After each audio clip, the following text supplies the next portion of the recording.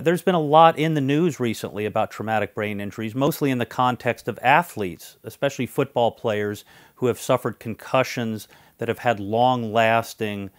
impacts and injury that they've had to deal with for the remainder of their lives. But traumatic brain injuries can be caused not only just in sporting activities, but in things like automobile accidents, trip and slip and fall accidents, or even products liability situations where a defective product maybe explodes and a hard piece of metal or other object strikes somebody in the head, causing a traumatic brain injury. The Center for Disease Control, the CDC, estimates that as many as 1.7 million people a year suffer from traumatic brain injuries. About 75% of those would be considered concussion or mild traumatic brain injuries. The medical professionals categorize them as mild, moderate, or severe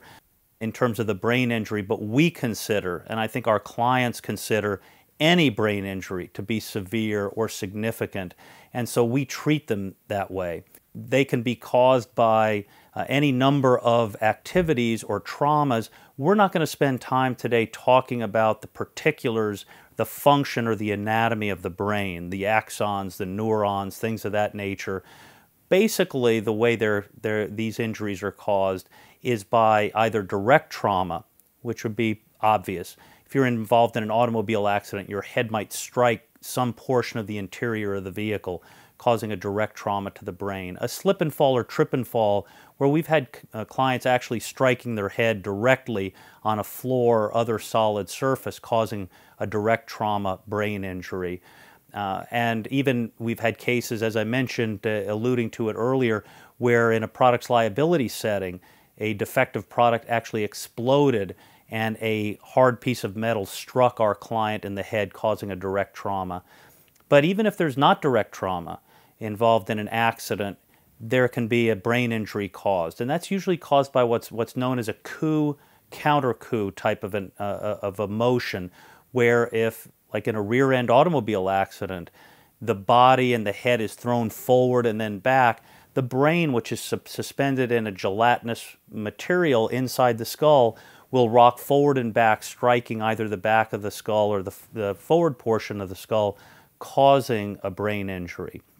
And so it's important, if you're involved in an accident and think you might have suffered a brain injury, to really pay attention to that. The symptoms that you can experience if you've suffered a mild traumatic brain injury or a concussion type of a brain injury are things like dizziness, vertigo, nausea, memory loss,